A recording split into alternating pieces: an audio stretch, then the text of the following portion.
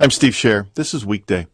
The conflict in the Democratic Republic of Congo looks like it could turn into a full-scale war. Last week, rebel commanders seized an army base and the headquarters of Congo's Virunga National Park. Latest round of fighting seen a dramatic rise in the number of rapes and killings. Some 200,000 people have been displaced since August, according to the World Food Program. It's in addition to the 1.5 million people already displaced since 2007. We're going to take a look at the history of the crisis in the Congo and what's happening today. Michael Kavanagh is a writer and public radio reporter for the Pulitzer Center on Crisis Reporting. He's reported from Eastern Congo for the BBC, NPR, PBS, and other organizations. Michael Kavanagh, thank you for talking to us. Hi, Steve. And Kambale Musavuli is a Congolese engineering student at North Carolina A&T University. He helped coordinate Congo Week, a week of activities at university campuses across the country with the group Friends of the Congo. Kambale Musavuli, thank you for talking to us. Thank you for having me on your show. So, Michael Kavanagh, let me just start with you and the latest on what's happening in the Congo. You know, the New York Times had a pretty long article Sunday taking a look at one mine that was controlled by one militia and its tendrils as it affected the entire nation. Can you sort of give us a sense of who the players are or the fighters are in the Congo?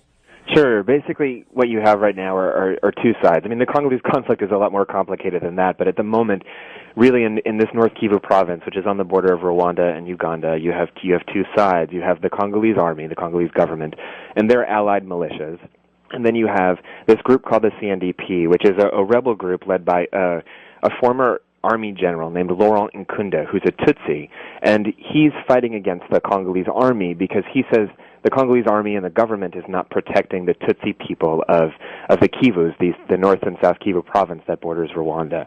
And so he basically has said he's going to do this himself. He's going to protect the Tutsis, and he's going to flush out this group of rebels, Rwandan Hutu rebels, who their leaders perpetrated the genocide in Rwanda in 1994, and they've been hiding in Congo ever since, and he's going to fight them himself. So that's sort of what's going on right now. And he's doing that. I mean, what's his motivation? What's his history? Well, he's a Tutsi himself. He actually fought with the Rwandan Patriotic Army, ending the genocide in 1994. He fought in the two wars in Congo that began in 1996 and again in 1998, first to overthrow Mobutu, who's that longtime dictator in Congo, and then in a larger sort of regional war that people call Africa's First World War. He fought during that time against the Congolese, against Mobutu and then the Congolese government. And now he's basically saying that, you know, Tutsis are still being targeted in eastern Congo and that these genocidaires, these people who committed genocide are in the east, and he needs to protect the Tutsis against them. So that people call that this is the 1997 war? 1998 through 2003. They call it the First World War of Africa? Of Africa, yeah. And that was because so many nations were involved? Right. I mean, in the end, people say as many as 11 different African nations were sending troops. Wow. Kambale Musavuli, just a step back for a minute. Describe your country. Where are you from in Congo? I was born in Kinshasa, and actually my family is from the eastern Congo, specifically North Kivu. And it's a little heartening to watch the news and see that my family members, we can't even reach them this present time. That includes my grandmothers and uncles. But you can't reach them? They may be some of the displaced, or even worse? I definitely know that they are displaced already. We just don't have contact with where they are. But as I see what's happening, as I am a refugee here in America, and also hearing the reports, what I'm seeing that is the root cause of the conflict is not being addressed. I heard Michael speak clearly about his perspective of what the war is and what are the forces in place. But knowing North Kivu, knowing the resources that are there, and understanding the language of the rebel leader as he started the fight, he clearly stated that he wants the Chinese deal with the Congolese government to be renegotiated because he's not happy with what has happened with that deal. So as I continue to hear ethnic strife protecting minority Tutsi and Hutu, the Congo has 200 ethnic groups, every ethnic group in the Congo is a minority.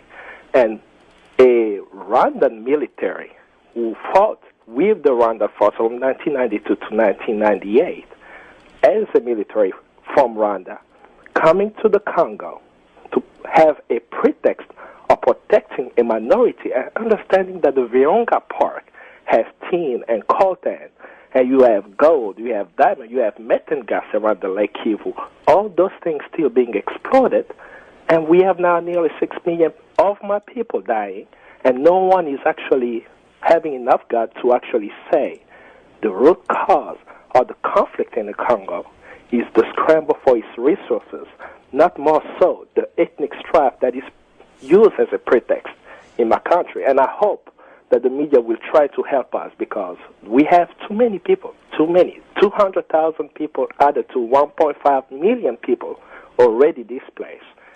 And nearly 6 million, half of those deaths are children 5 years old and younger.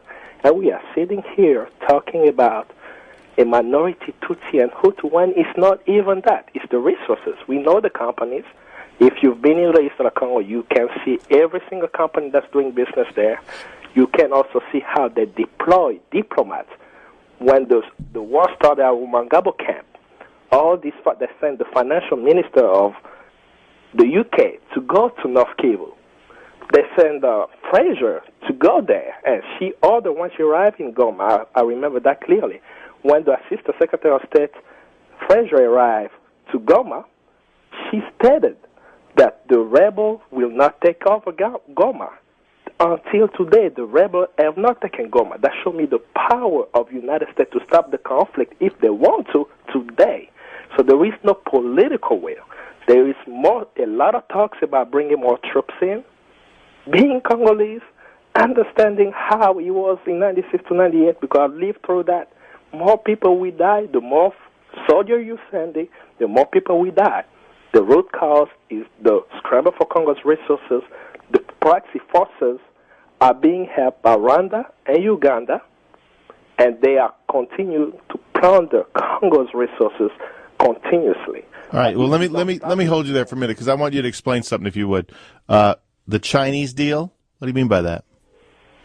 Yes, China has signed a deal with the Congo, a $9 billion deal in exchange of copper and uranium.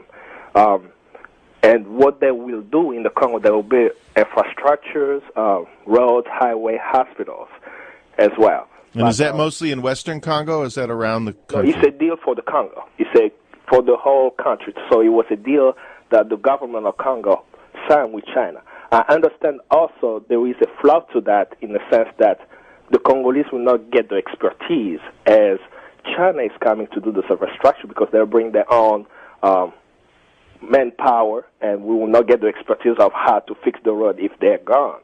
So, but that's something that can be dealt with as Congolese talk to people on the table. But I know this has alienated a lot of people.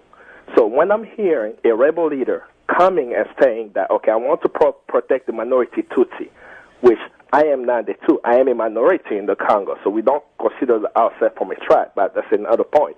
But if a rebel leader is saying he's trying to protect the minority Tutsi that is being killed by, let's say, Interahamwe or any other groups in the East, and then in the same statement stating that he's not happy with the Chinese deal, it has to be renegotiated.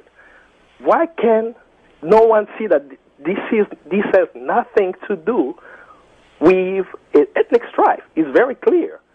He's not happy with the Chinese deal. He probably wants some hands. We kind of know who is sending him because it's very clear from the executive order that George W. Bush wrote October 31st, 2006, of certain people affecting the conflict in the Congo. Laurent Nkunda, a Rwandan Patriotic Force officer, is on that list. And from the list of those people inciting war in the Congo, there are 7 of them, and 1 of them has been arrested, Victor Bao. Laurent Nkunda is not. He has committed a crime against humanity. He has an international arrest warrant on him, and no one is putting pressure on Rwanda, knowing that Rwanda is supporting. So I know that there should be a political will. The discussion will be, let's bring world leaders to put pressure on Rwanda, because it's very clear Rwanda is supporting him. And knowing also that Rwanda, as a U.S. ally, received $7 million worth of military aid last year. So they're using that against the Congo, helping a proxy force. The United States is in a very good place to stop the worst conflict of our lifetime. 6 million people. Right, Kambale Musavuli is a Congolese engineering student and also one of the people involved in organizing Congo Week to get people aware of what's happening in the Congo. Michael Kavanagh, reporter, Pulitzer Center on Crisis Reporting. You agree with that analysis as well, that at the root of this is economics, as root of this is resources and control of resources? Yeah, mostly. I mean, I think Kambale makes a really good point. But what people say is that Nkunda, and not just Nkunda, but also Congolese politicians. Nkunda is the leader in who's running that army in Eastern Congo. He's the rebel leader. What Nkunda has done, and his allies have done, and what other people in power in Kinshasa have done, is essentially instrumentalized this ethnic issue. They've used it for their own means, and meaning they have economic interests. I mean, Nkunda's supporters are basically, I mean, they're mostly Tutsi businessmen, right? They're the ones who actually support him, and they own vast amounts of land in eastern Congo. They raise cattle, they own hotels, they run tour groups to see the gorillas. Some of them own mines. Nkunda's group is not the only one exploiting the mines out there. As Kambale said, as you talked about Lydia Polgreen's article in the Times this weekend, the Congolese army themselves is exploiting the mines, and the other groups are there too. But all the groups, the Congolese government, basically they ratchet up the rhetoric against Tutsis, so that they can to basically get support to fight Nkunda's movement. And then Nkunda says, oh, the Tutsis are under attack, we need to protect them. And so they use this issue, whose root causes are in this Hutu-Tutsi genocide that happened in Rwanda and then came over to Congo. They use it to make an argument to justify what they're doing economically in the region. So Kambale is totally right, and that's the root of this fighting now. And to both of you, and starting with you, Michael Kavanagh, then that implies that there are larger forces, larger corporations, and larger government forces from outside Congo at work wanting to exploit these resources, and therefore either turning a blind eye to or supporting the fighting that's going on. Michael Kavanagh? Absolutely. There are multinational corporations that benefit from whether it's the tin that make the tin ends up as the cases for our laptops, or the coltan that helps keep our computers and our cell phones cool and not heat up too much, to the gold, which whose uses are obvious. There are obviously multinational corporations that benefit from this, and they buy these materials from the groups, the army groups on the ground, the militia groups on the ground, and in a lot of ways, the products that we're using are taken originally from Eastern Congo and manufactured in different countries around the world, and they end up on our office desk. And Kambale Musavuli, which of those companies? I mean, which ones can be named? Which ones do we understand are complicit in this? There are many of them. The one you probably want to look at of the latest report that came out, but they're not really in Eastern Congo, but Freeport McMoran. There is a program that came out on the Dan Ryder Report, and it's called Online. You can get it from your iTunes. You will see how Freeport McMoran, he's literally exploiting the Congolese people as they are getting copper out of Congo. You can name IBM had allegation of receiving tin from the Congo. You also have Cabot Corporation, the number one exporter of coltan here in the U.S. And what's so interesting about Cabot Corporation is that the CEO of the company is now the Secretary of Energy of George W. Bush. And George Forrest is another one, owns Katanga Mining. The companies are numerous, and some of these companies you can find the names from the 2001 congressional hearing under oath that Cynthia McKinney has done. You can also look at the 2001 and 2003 UN report on the illegal exploitation of the DRC. So these companies some of these companies are publicly traded. But as they continue to use proxy forces, literally, I'm speaking to you as a Congolese, human beings are being killed while people are arguing over who is right, who is wrong, and what resources we can get. So the profit is over the people instead of people to be over the profit. So, and I understand that we all can play a very big part in the change that's happening. This is the reason why we did Congo Week, is to make sure we put that in the hand of the people. Whatever you do, do it for the Congo to raise awareness. You're a journalist, cover the story of the Congo, and speak of solutions on how to end it. Very simple. Political will. We can use people that have Kagame's here. Rick Warren does wonderful work in Kigali, but 30 minutes away from where he does work, 3 million, close to 3 million children have died in the war, and I have not seen him publicly say anything about the Congo. Bill Clinton is another person that can play a very critical role in bringing forces on the table. It's very clear. Rwanda and Congo need to come to the table and argue the situation and stop the conflict. Bill Clinton can play an important role. Cindy McCain is another person that can play an important role. All these people are doing businesses in Rwanda, are buying resources from Rwanda, knowing that Rwanda doesn't have gold, doesn't have coltan, doesn't have diamond, but yet they're exporting it, and knowing that they are using proxy forces to receive it. So we know the war can play an important role to radically stop the war, because 6 million too many. My people are dying daily. What's Cindy McCain doing again, and what's Bill Clinton doing again? What are their what's the work they're doing? Rick Warren is doing work in Kigali with orphans. He does a lot of humanitarian work. Cindy McCain? Cindy McCain is a close friend to Kagame. She goes back and forth. I do not know exactly what company she owns there, but she has Kagame's ear. She does. Kagame, the leader of Rwanda. Correct. And Bill Clinton? Bill Clinton, if you look at the congressional hearing of 2001 with Cynthia McCain, he was also, I want to always point out, he was under oath of Bill Clinton's involvement in the genocide in Rwanda, and also showing that he had to take the United States involvement for Rwanda to invade the Congo in 96, in 98, and he describes how the rebels were trained at Fort Bragg in North Carolina. They show how the weapons trade went, and that's something you can find online with the Cynthia McCain. So I know that Bill Clinton was personally involved with the war, the genocide in Rwanda, as well as the war in the Congo, but he may have been over profit. But I know that he has Kagame's ear.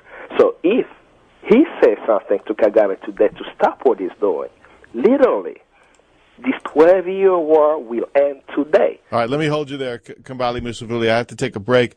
He is one of the people organizing awareness about what's happening in the Congo with the group Friends of the Congo. And Michael Kavanagh is a writer, public radio reporter, Pulitzer Center on Crisis reporting. Among his recent works in Slate, 5 Million Dead and Counting, from the November 14th issue of Slate.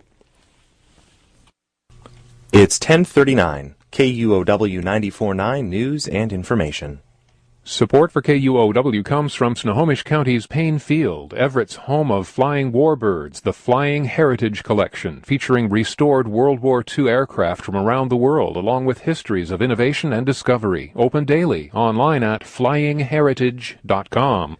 The U.S. didn't have a female Secretary of State until 1997. If Senator Hillary Clinton is selected, she would be the third. We'll take a look at what's behind the trend this afternoon at 12:10. Support for KUOW comes from Puget Sound Energy, with the reminder that turning the thermostat down at night and when away from home saves energy. More energy efficiency tips at pse.com. Puget Sound Energy, the energy to do great things. 46 degrees, partly cloudy in Seattle. We're expecting partly sunny skies this afternoon, highs reaching 54. In the midst of two wars and an economic crisis, defense spending has reached its highest level since World War II. Does the Pentagon get what it pays for? I'm Armin Alney. On To the Point, is spending aimed at the most likely enemies of the future?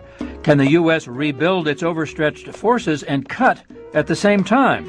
Next time on To the Point from Public Radio International. That's coming up in about 20 minutes at 11 o'clock. It's 10:40. War in the Congo, 5 million dead and counting, 2 million displaced, complicity from corporations and governments around the world. What will stop it? Michael Kavanagh is a writer, public radio reporter for the Pulitzer Center on Crisis Reporting. He's reported from Eastern Congo for a number of organizations.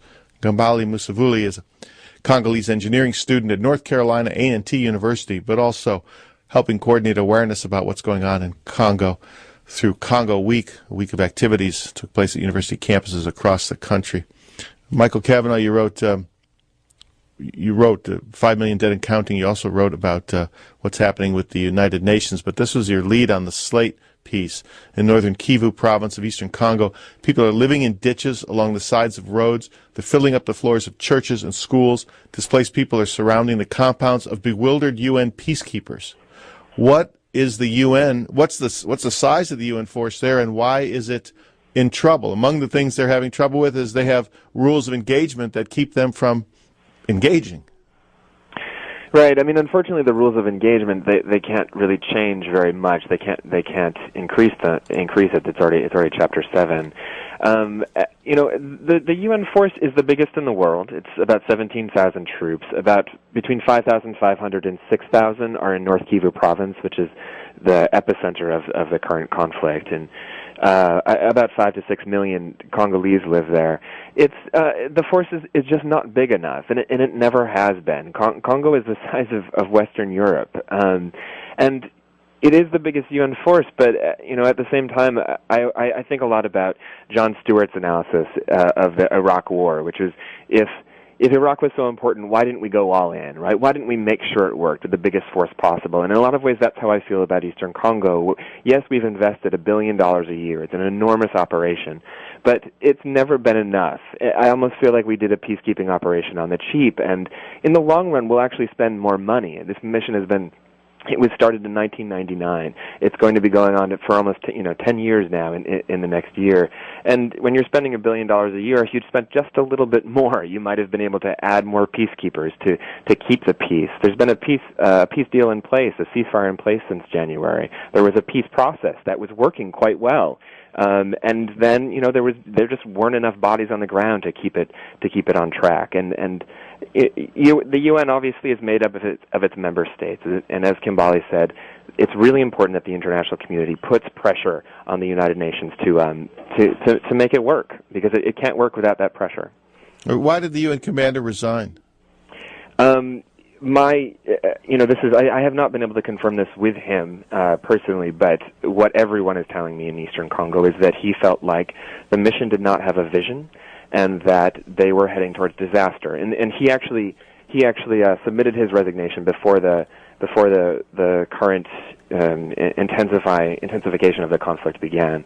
But he, after literally 6 weeks on the job, looked at his boss and said, "I'm out of here." He just didn't think it was. He felt like it was heading towards disaster. Michael Kavanagh is a World Focus correspondent for the Pulitzer Center. One more question for you before I turn back to Kambale. United Nations is made up of its member states. Are these therefore the same member states that 10 years ago were involved in this world war in Africa that you talked about, that are now engaged with peacekeeping forces in Africa? Sure, some of them are. I mean, obviously we're talking in particular the pressure points, the people who really have, as Kambale was saying, Rwanda's ear, because Rwanda plays such an enormous role in the continuation of this conflict. And so that means the United States and the United Kingdom, and to some extent the EU, but mostly the U.S. and the UK. And these are two countries that have a very, very close relationship with Paul Kagame, who is a Tutsi, who led the Rwandan Patriotic Front that stopped the genocide and then invaded Congo twice. And could stop Nkunda, could disown Nkunda, but they've chosen not to over and over and over again. And Rwanda has not cooperated with the peace process, with the demobilization process, the disarmament process in Eastern Congo. And a lot of it's because they benefit economically from it, and politically from the chaos there. What's the political benefit? And the political benefit is simply for them to say that they have an adversary that they need to protect themselves from. So the government of Rwanda is authoritarian. It's a single-party state, and it's a minority group, the Tutsis, that run a government. They're only 12 to 13% of the population, but they run the entire country. To stay in power, they need to basically, wave this flag of, there are Hutu genocidaires that are living in eastern Congo who are threatening to overthrow us.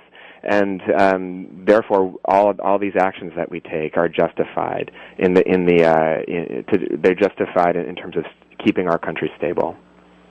Kambale Musavuli, what needs to happen from your point of view in regards to the United Nations presence there and the United Nations member states back in New York or in Africa? As a Congolese, I have a little faith in the United Nations. Knowing that first, they raped my sisters.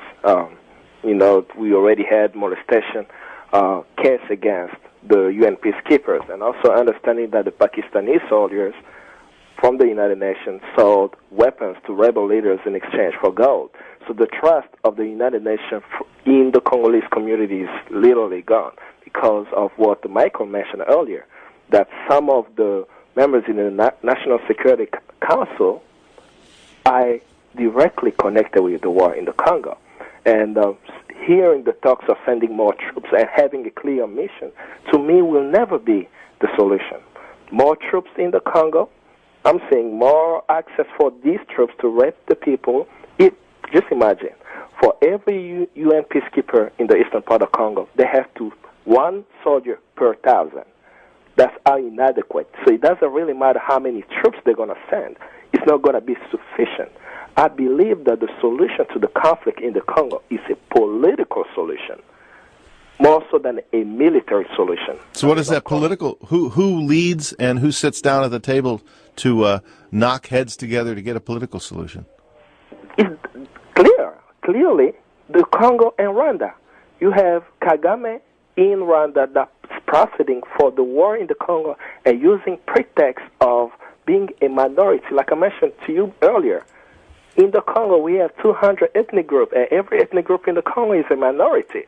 So by creating the pretext and creating a balkanization of my country, it's just a pretext for plundering the resources in the Congo. So it's the people at the table that have to come is the Rwandan government, the Congolese government, and this. But like I said, we have to use people that have his ear. I even mentioned to mention Tony Blair. He's the advisor to Kagame today. So he may not want the UK to be involved into sending more troops in the Congo. So Tony Blair also can play an important role. Howard Schultz, the CEO of Starbucks, he has Starbucks all over Rwanda. But they all can play an important role to bring a political solution. If you see the death toll, you see the rate of the deaths, and understand that the military power will only create destabilization of the Congo. That's what it's done. This is just the latest spasm. Today we are talking about the 200 people displaced. People have been displaced for years. They killed thousands of people in Kisangani in 2001. Rwanda bombed a refugee camp in pretext that there were rebels there, but they were actually refugees. So we know that these spasms will continue.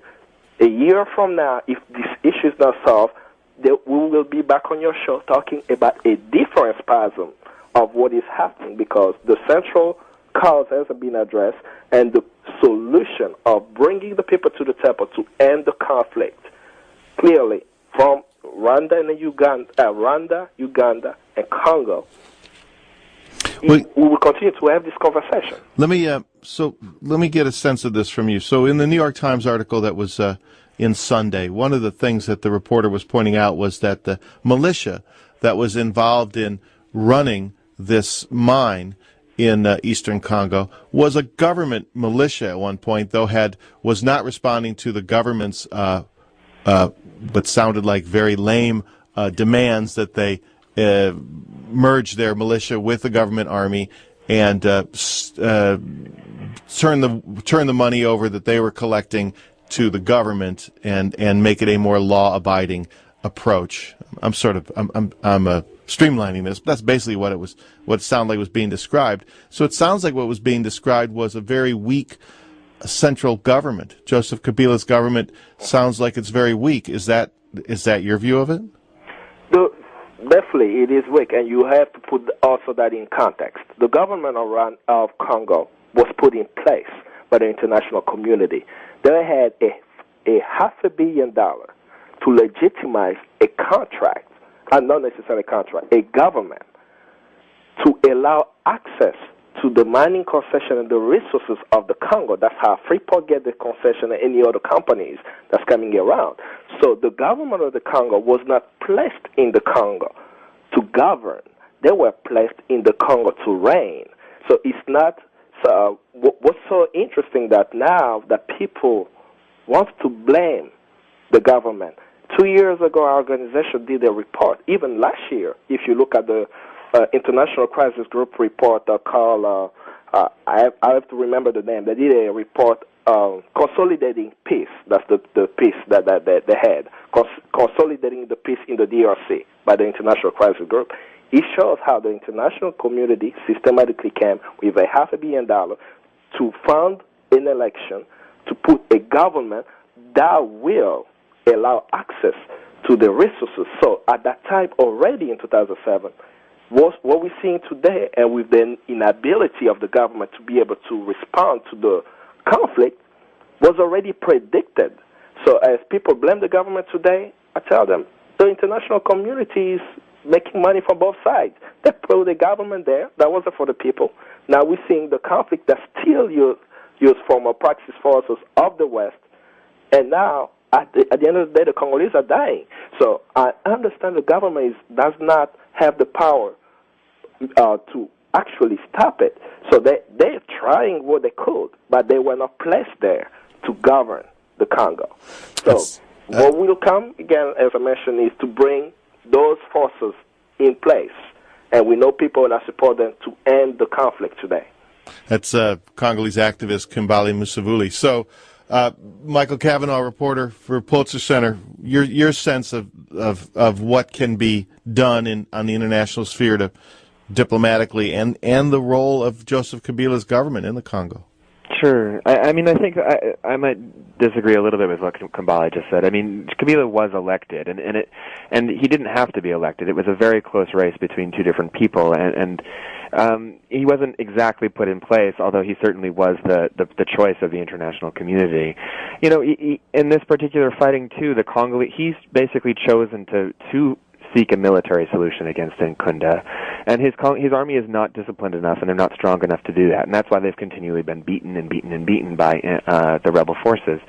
In North Kivu, he also needs to be brought to the table as opposed to the battlefield.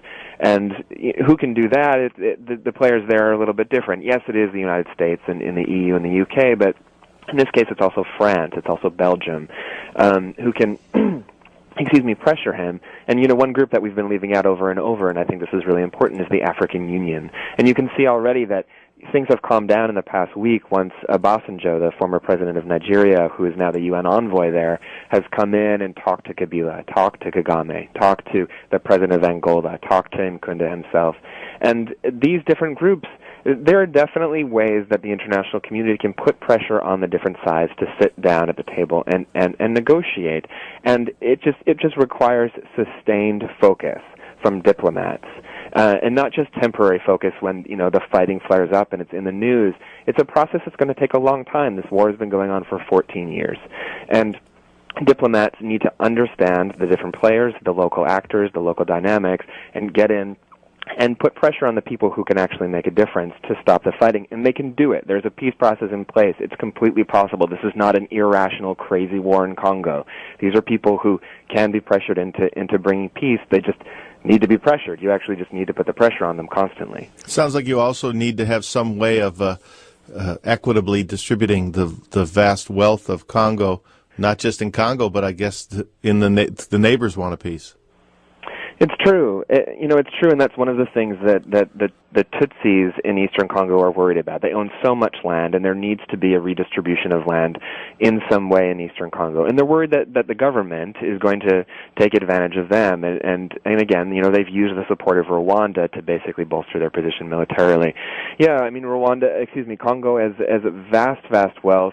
It is not being shared among the people of Congo. And frankly, this is going to be a really, I don't have an answer for this. This is going to take a long time to build up a state that can find a way to exploit minerals responsibly and share it with its population. It's going to take a long time, but at least, the first thing that needs to happen is there needs to be a stable government that's not putting out fires all the time with different rebel groups around the country. Anything we have to look forward to in terms of worrying about those displaced people getting enough food, getting enough shelter? They are. I just came back, I guess, about 2 weeks ago now. I'm planning on going back soon again. I cannot explain to you how desperate the situation is. A lot of these people have not received food in any way from any aid group for months and months and months, and they're literally eating out of whatever their neighbors can give them, and those people now are displaced as well. I mean, this situation is really desperate, and every aid organization is reporting increases in horrible diseases like cholera and malaria and measles, and malnutrition is on the rise, and this is a serious crisis. All right. Kambale Musavuli is with Friends of the Congo. Michael Kavanagh, Pulitzer Center on Crisis Reporting. Thanks to both of you for talking to us. Thank you. Thank you. Congo, the Forgotten War on KUOW, Seattle.